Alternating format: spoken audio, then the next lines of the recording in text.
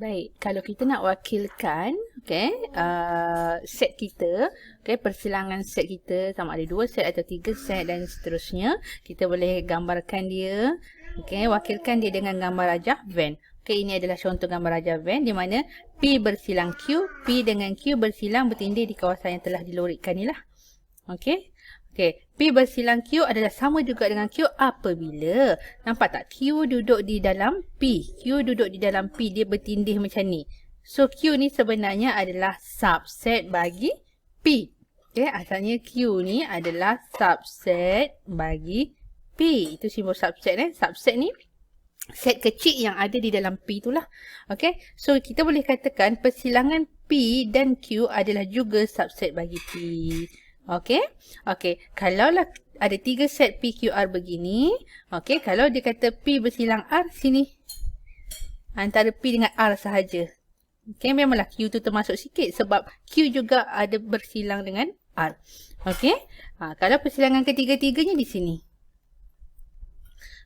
Kalau ditanya persilangan, contoh untuk soal yang rajah ketiga ni, P bersilang Q, kawasan dia yang mana? P, nampak tak sini P dengan Q. Nampak? P dengan Q. Jadi dia bertindih di kawasan yang ini. Macam tu samalah juga kalau Q bersilang R. Dia ada kawasan pertindihan dia juga. Next. Gambar rajah menunjukkan set J, K dan L dengan keadaan set semesta dia adalah integer daripada 1 hingga 9. Senaraikan semua unsur bagi persilangan set yang berikut. Yang pertama set J bersilang K. Kita tengok J. J ni adalah bulatan yang besar ni. Nampak tak? Ini set J dengan set K. Ni kita bulatkan. Atau kita boleh highlightkan, boleh lorikkan. So, kawasan bersilang dia di mana? Kita kena pasti dia bertindih kat sini. Jadi, persilangan antara J dan K, unsurnya ialah, apa dia? Kita just letak sahaja, iaitu 3 dan 5.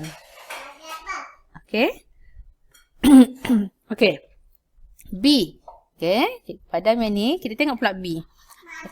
Kalau B, dia kata J bersilang dengan L. J dengan L. L duduk di dalam ni. Jadi, L tu bertindih dengan J. Kawasan dia di sinilah. Nampak? Ada satu besar, lepas tu yang kecil tu duduk dalam. Jadi kat mana dia bertindih? Memang kawasan yang inilah dia bertindih. So, apakah unsur dia? J bersilang L, unsurnya adalah semua yang cikgu lorikkan, iaitu 5, 7, 9. Next. K bersilang L. K bersilang dengan L. So, kalau kita perhatikan, K adalah satu bulatan yang ini. Dan bersilang dengan L. Kat mana dia bertindih? Di sini kan?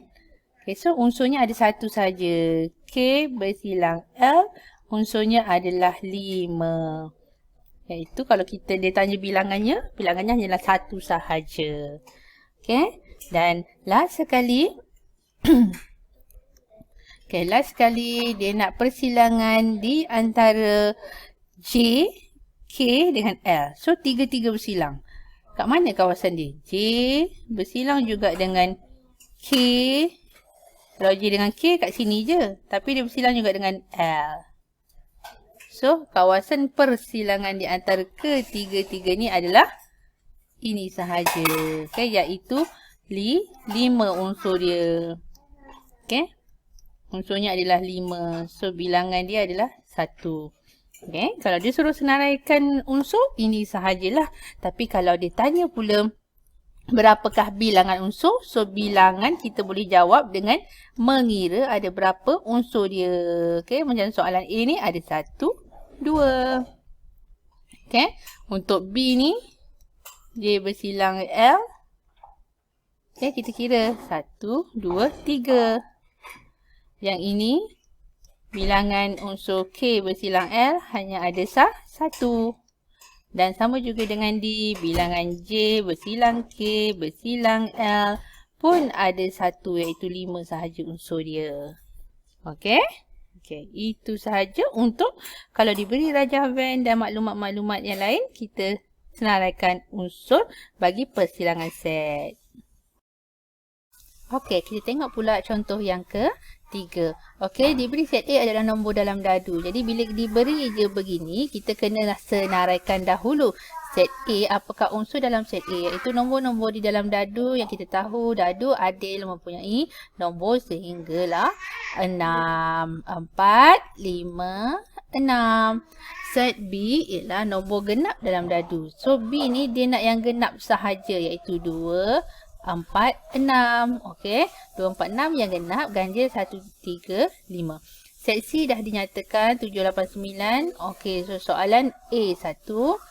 Okey, A1 dia nak unsur bagi persilangan antara A dan B. So kita tengok A dan B. A dan B mempunyai unsur yang sama yang mana? Okey, bila persilangan dia cari unsur yang sama, iaitu 2, 4, 6. Okey, so itulah unsur-unsur bagi A dan B. Okey, persilangan A dan B. Okey, settle. Yang kedua, nak persilangan antara B dan C. So, kita tengok apakah unsur yang ada dalam B dan C yang sama. Okey, B dengan C. 2 tak ada, 4 tak ada. Okey, 6 pun tak ada, 7, 8, 9 pun tak ada. So, ada tak unsur? Tak ada. Jadi bila tiada unsur, jadi dia merupakan set kosong. Macam gitu sahaja tanpa ada isi apa-apa. Ataupun kita boleh juga tulis sebagai set null. Begini simbol dia. Okey, tak ada unsur. Okey, yang ketiga maksudnya apa? Bila tak ada unsur maksudnya B dengan C ni dia tak akan bertindih. Tak akan bersilang sedikit pun.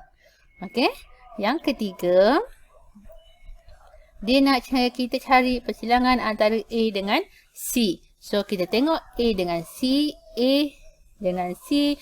Adakah unsur-unsur yang sama? 1, 2, 3, 4, 5, 6. C, 7, 8, 9. Pun tak ada juga unsur yang sama. Jadi, persilangan antara dia adalah set kosong. Okey, ataupun set null begini. Okey. Okey, so sekarang ni maklumat-maklumat ini akan memberikan kita gambaran untuk kita menjawab soalan B. Okey, soalan B yang pertama, dia nak kita lukiskan persilangan antara A bersilang B. So, kita boleh jangkakan. Okey, sekarang ni kita nak lukis semua set tau. Set A. Okey. Set B, set C. Kita gambarkan kedudukan A, B, C tu macam mana. Okey, dengan berpandukan kita dah maklum yang mana bersilang, apakah unsur yang bersilang. So, kita tahu persilangan A dengan B ada 2, 4, 6. Jadi, A dengan B, kita boleh tulis begini. A yang besar. B yang di dalam. Kenapa cikgu letak dalam? Sebab semua unsur-unsur di dalam B ni tak ada satu pun yang tertinggal, merupakan juga subset atau unsur yang terdapat dalam A. Jadi 2, 4, 6 tu duduk di dalam sini. 2, 4, 6. Untuk A dah ada 2, 4, 6. Yang tertinggal ini, yang selebihnya kita boleh tulis di luar. Iaitu 1, 3, 5. Okey, macam mana pula dengan C? C tak ada. Tak ada yang bersilang dengan A atau B. Jadi, dia boleh kita letak di luar. Segi 3 boleh, bulat boleh, segi 4 pun boleh. Okey, di mana unsurnya 7, 8 dan 9. Okey? Okey. So, untuk yang kedua pula. Okey, dia suruh kita gambarkan.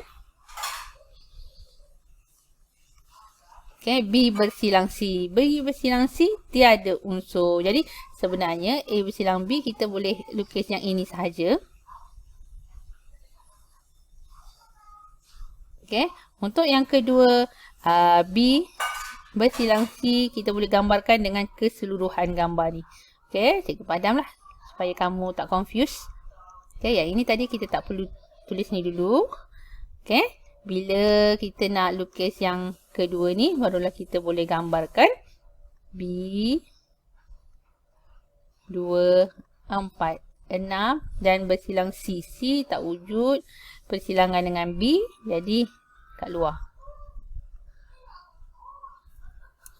Okay, so dia tak bertindih langsung. Okay. Nah, arahan soalan ini dia kata dan lorekkan kawasan persilangan. So bila A silang B, di sinilah kawasan persilangan dia. Okay. Bila B bersilang C, tiada kawasan yang perlu dilorek. Okay. Itu sahaja.